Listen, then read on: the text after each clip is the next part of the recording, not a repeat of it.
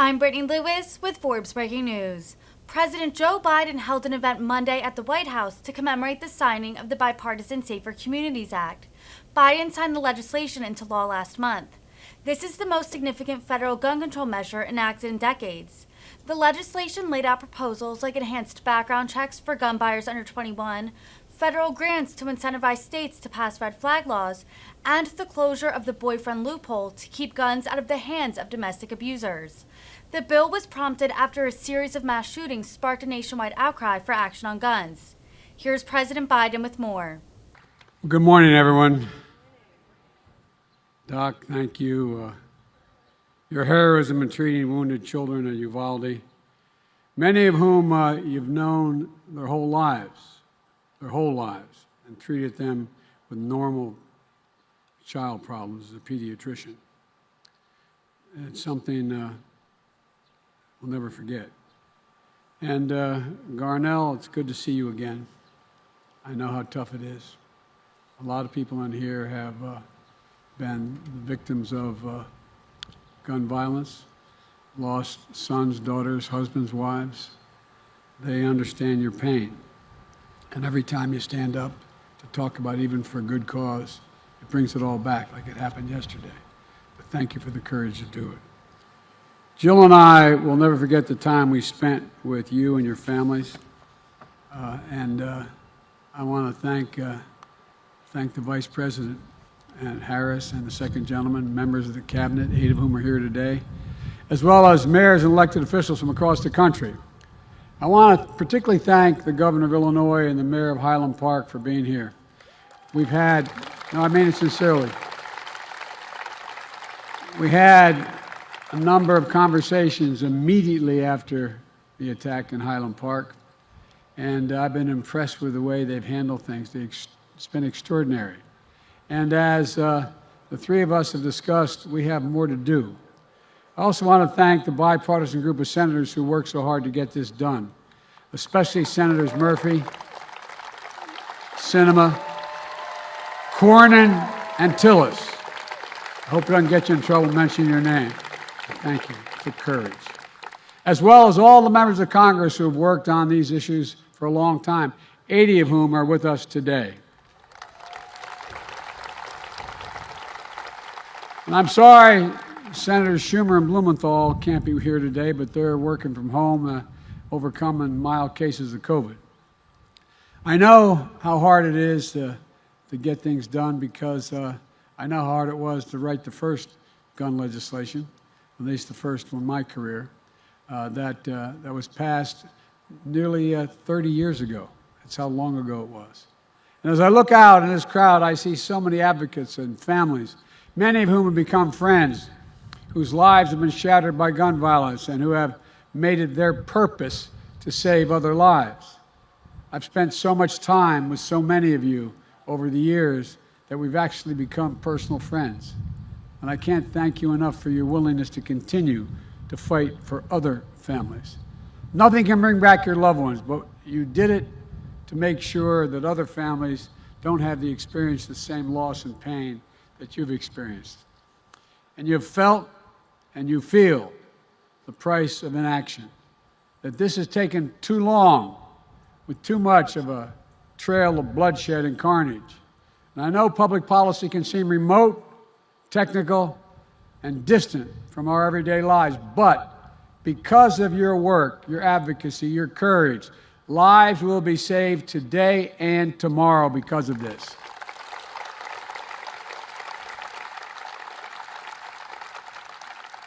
What we're doing here today is real, it's vivid, it's relevant. The action we take today is a step designed to make our nation the kind of nation we should be. It's about the most fundamental of things, the lives of our children, of our loved ones. We face literally a moral choice in this country, moral choice with profound real-world implications. Will we take wise steps to fulfill the responsibility to protect the innocent and while keeping faith with the constitutional rights? Will we match thoughts and prayers with action? I say yes, and that's what we're doing here today. Today is many things.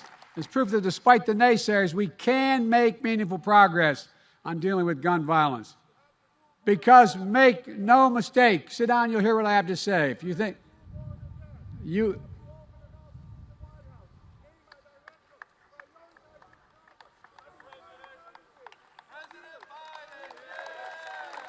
we have one. Let me finish my comments. Let him talk. Let him talk. No one, okay? Because make no mistake about it, this legislation is real progress, but more has to be done. The provision of this new legislation is going to save lives, and it's proof that today's politics, we can come together on a bipartisan basis to get important things done, even on an issue as tough as guns. And one more thing, it's a call to action to all of us to do more. To take away from the legislature that's not what we can do. It's the takeaway from this is that now we're opening to get much more done. Senator Murphy has said, when you look at the biggest social issues America has faced throughout our history, quote, success begets success. And that's when you, quote, finally move that mountain. You can ignite a movement when you do that for more progress to follow.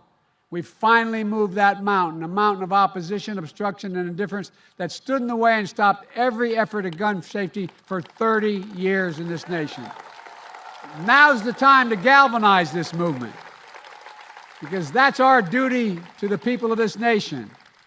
That's what we owe those families in Buffalo, where a grocery store became a killing field. It's what we owe those families in Uvalde, where an elementary school became a killing field. That's what those families in Highland Park, where on July 4th a parade became a killing field. And that's what we owe all of those families represented here today and all over this country the past many years across our schools, places of worship, workplaces, stores, music festivals, nightclubs, and so many other everyday places that have turned into killing fields. And that's what we owe the families all across this nation, where every day tragic killings that don't make the headlines are more than passing mention, little more than passing mention in local news. Neighborhoods and streets have been turned into killing fields as well. Today's legislation is an important start. And here are the key things that it does. It provides $750 million in crisis intervention and red flag laws so the parent, a teacher, a counselor can flag for the court that a child, a student, a patient is exhibiting violent tendencies, threatening classmates, or experiencing suicidal thoughts that makes them a danger to themselves and to others. Fort Hood, Texas, 2009, 13 dead, 30 more injured. Marjorie Stoneman Douglas High School in Parkland, Florida, 1918, 17 dead, 17 injured. In both places, countless others suffering with invisible wounds. In both places, red flag laws could have stopped both those shooters. You know, this new law requires young people under 21 to go enhanced background checks before purchasing a gun. How many more mass shootings do we have to see where a shooter is 17, 18 years old and able to get his hands on a weapon and go on a killing spree? You know, it closes a so-called boyfriend loophole. If you're convicted of assault against your girlfriend or boy, you can buy a gun. You can't do it. According to a recent study, over 50% of mass shootings, the shooter shot a family member or a partner. So if we keep guns out of the hands of domestic abusers, we can save the lives of their partners. And we can also stop more mass shootings. One, this law includes the first ever federal law that makes gun trafficking and straw purchase explicit federal crimes. It clarifies who needs to register as a federal licensed gun dealer and run background checks before selling a single weapon. It invests in anti-violence programs and work directly with the communities most at risk for gun crimes. And this law also provides funding to address the youth mental health crisis in this country, including the trauma experienced by the survivors of gun violence. Will not save every life from the epidemic of gun violence, But if this law had been in place years ago, even this last year, lives would have been saved. It matters. It matters. But it's not enough, and we all know that. In preparation for today's signing, I asked to send me their story, people to send me their stories about their experience with gun violence. I received over 2,500 responses in 24 hours. Didn't get to read them all, but I read some. A 17-year-old wrote me saying, quote, "A school shooting sophomore year had shattered every sense of normalcy I've ever felt. Almost 3 years later, I still have nightmares." 24-year-old wrote about growing up in what was, quote, "seemingly endless era of gun violence." A 40-year-old wrote me about two friends shot and killed by abusive partners and former partners. Someone else wrote me about a 6-year-old child who, sitting near his father's coffin, was asking, quote, "Why is Daddy in that scary box? Wake up, Daddy. Wake up, Daddy." His father had been gunned down. I read these stories and so many others. So many others. And you know, I see the statistics. Over 40,000 people died from gunshot wounds last year in the United States. 25,000 by suicide. I think, can this really be the United States of America? Why has it come to this? We all know a lot of the reasons. Gun lobby, gun manufacturers, special interest money, the rise of hyper-partisan tribal politics in the country, where we don't debate issues on the merits, but we just rather turn on each other from our corners and attack the other side. Regardless, we're living in a country awash in weapons of war. Weapons that were designed to hunt are not being used. The weapons designed that they're purchasing are designed as weapons of war to take out an enemy. What is the rationale for these weapons outside war zones? Some people claim it's for sport or to hunt. But let's look at the facts. Most common rounds fired from an AR-15 move almost twice as fast as that from a handgun.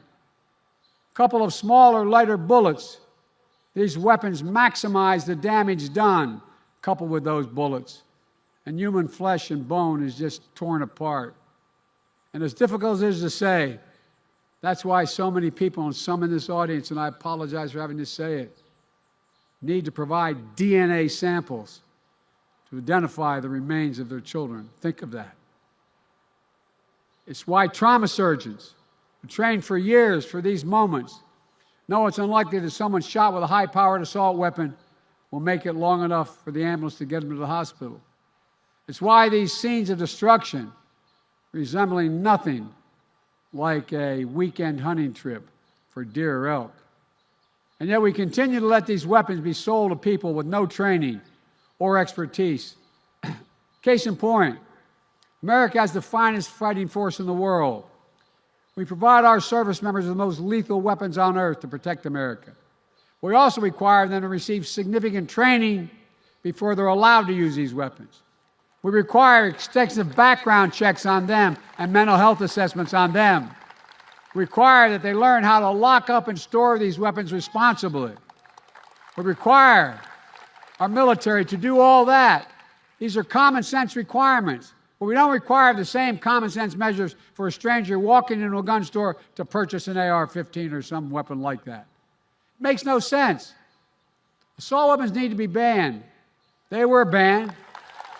I led the fight in 1994. Then, under pressure from the NRA and the gun manufacturers and others, that ban was lifted in 2004. In that 10 years it was law, mass shootings went down. When the law expired in 2004 and those weapons were allowed to be sold again, mass shootings tripled. They're the facts. I'm determined to ban these weapons again and high-capacity magazines that hold 30 rounds and to let mass shooters fire hundreds of bullets in a matter of minutes. I'm not going to stop until we do it. Here's another thing we should do. We should have safe storage laws requiring personal liability for not locking up your gun. The shooter in Sandy Hook came from a home full of guns and assault weapons that were too easy to access. Weapons he used to kill his mother and then murder 26 people, including 20 innocent first graders.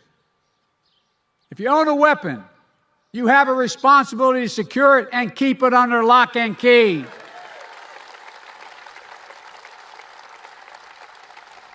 Responsible gun owners agree. No one else should have access to it, so lock it up. Have trigger locks. And if you don't, and something bad happens, you should be held responsible.